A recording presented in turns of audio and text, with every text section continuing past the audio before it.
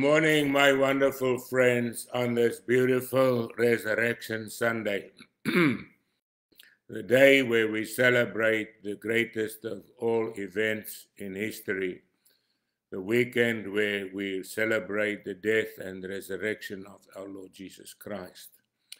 But if we were Greeks, we would have said Christos Anesti. It means Christ has risen. And then the person who's addressed would then say, Alithos Anesti, means surely he has risen. And this morning we can say, surely he has risen. And how do I know he's risen? He's risen in my heart. You know, the day when I was born again and I rose from the grave of sin and death of the world, I was born again into the kingdom of the Most High God, into his family, and I can call him Father. That was the day of my resurrection, the day when my life really began. Because before my new birth, I existed. I just existed from day to day, trying to get through the day. But now I have a future, I have a purpose, I have a life that cannot be extinguished, that cannot be taken out. And you know, this morning, excuse me, as I was having my quiet time, I was having such a great time and with the Lord. And then Anne called me and we sang a song together. Up from the grave he arose as a mighty victor over his foes, and he reigns as victor over death and hell, and he lives forever to reign. And that is what happened on that precious, wonderful, glorious, magnificent, holy day when Christ rose again.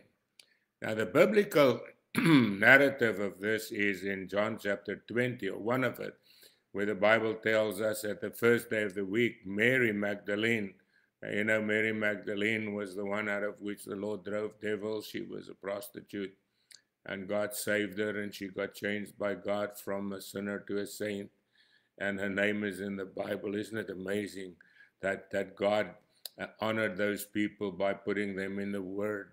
And so because we are also in the Word with her, sinners saved by grace, says she went to the tomb early while it was still dark and saw that the stone had been taken away from the tomb. Now, she ran and came to Simon Peter and to the other disciple, that's John, who Jesus loved, and says, they've taken the Lord away, and we do not know where he was. Now, he told them he would be raised from the dead. But now look what our humanity does. No, well, he couldn't have raised from the dead. It's not possible, right? But they forgot he was God, you know. And Peter went out, and Peter, the other disciple, they came to the tomb, and the Bible says they both ran, but John ran faster as Peter, so he was a faster athlete, right? He looked in and he saw the linen cloths lying there, and he did not go in. And Simon Peter came and followed him and went into the tomb. And here they were convinced of the resurrection, because the Bible says he went in the tomb and he saw the linen cloths lying there, and the handkerchief that's been out his head, not lying with the linen cloths, but folded together in a place in itself. And now what happened here? Now they knew suddenly, they realized that Jesus has risen, because if someone stole the body, they would have stolen the body with the grave clothes. They wouldn't have taken off the clothes. But here Peter saw the grave clothes folded up. And then he knew Jesus was gone. Nobody stole the body. He rose again. But why?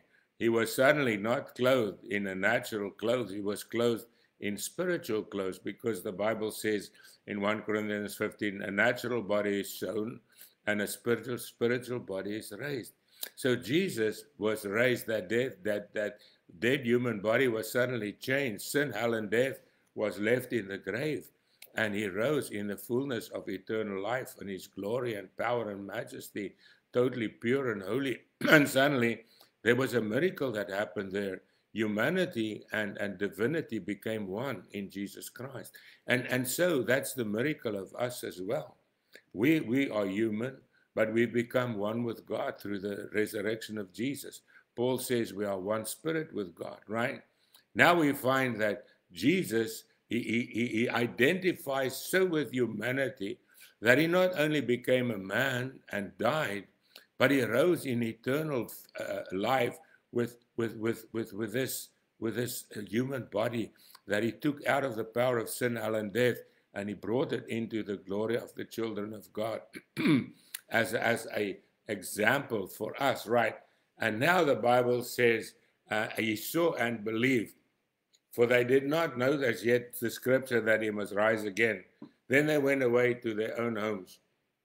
Now, but Mary, she didn't leave the tomb. She was waiting outside. She was weeping. And as she wept, and she didn't believe, it was the two men that believed. And she saw two angels in white sitting at the one hand and the other at the feet with the body of light. And then someone talked to her. They said to her, why are you weeping? And she said, because they've taken away. But when she turned around, the Bible says she saw a man, right? And she thought this was the gardener. And she didn't looking for Jesus. See, and that's our problem sometimes.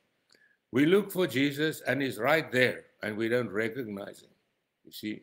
So we must pray like what happened to her, that God would open our eyes, you know, Lord, help us to see Jesus. And now, and Jesus said to her, woman, why are you weeping? Whom are you seeking? And she said, she thought he was a gardener, said, sir, if you have carried him away, tell me where you've laid him, and I will go and take him away. Now, she says, I will take care of Jesus, dead or alive. You know, isn't that a dedication to him? And then Jesus just said one word, and he said, Mary. And then she recognized the voice of the Master. And you know, God speaks to all of us by name. You know, when I was called into the ministry, I drove my car one night and I was driving. I came from work or the church, I can't even remember. And I was playing the Bible on tape, and I heard this where Jesus called to Peter, Peter, do you love me? But you know, I didn't hear Peter. I heard, Johan, do you love me? And I said, Lord, you know I love you. He says, Johan, do you love me? He says, Lord, you know I love you. And you know, I drove around I felt like hours. I just drove around and around. I didn't even know where I was going. And all the time I replayed this and I replayed this. And I realized that God was calling me by name. He wanted me to go in the ministry. And then by God's grace, not by my own goodness or anything, I said like Peter, yes, Lord, I'll go. I love you. You see, and this is what happened here. And suddenly Mary recognized Jesus. She heard her name. And she said, Rabboni, that means teacher. And now we find a scripture where Jesus said, do not touch me, for I have not yet ascended to my Father, but go to my brothers and say to them, I'm ascending to my Father and to my God and your God. Now, I know this is just the way I understand it. That why did he say that? Because he went into heaven, poured his blood on the mercy seat and came back, and then they could touch him. He said to Thomas, put your hands in my feet, because he was glorified at that time, because he fulfilled his purpose by pouring his blood on the mercy seat in heaven. Now, I know there's no evidence to it. You don't have to believe it, but that's the only way I can understand it, why he told her first, don't touch me, and then later he said, touch me. But in any case, he says, I'm not glorified yet. He says, I've not that I'm not glorified, I've not ascended yet. You see, so that is the only explanation I can give to the scripture. But in any case, it doesn't really matter. But the fact of the matter is he appeared to Mary, and then he appeared to the others. But they were not the only ones that didn't recognize him. We know two men on the way to Emmaus. He was walking next to them, and they didn't recognize him. They were talking to him, and only at the table, when he broke the bread, the eyes were open, and they says, wow, you know, weren't our hearts burning in us when he talked to us?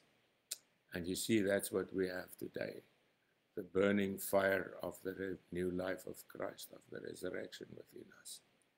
And that is why Christ is risen, and we are risen in him. And as much as he was taken up into heaven, the Bible says he will take us to be with him. We have a glorious future, the future in Jesus, with him, with the Father in heaven forever and ever. Father, I thank you this morning for the resurrection. I thank you for the life of Christ that you gave for us so that we that were dead can live.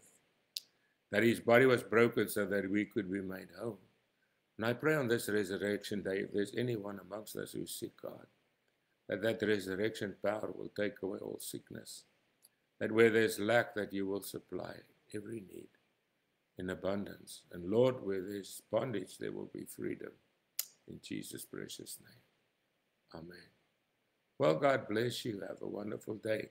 I'll be back a bit earlier with our Sunday Bible study because I'm going to spend the morning in church and the lunch with friends of mine. God bless you. Have an awesome day.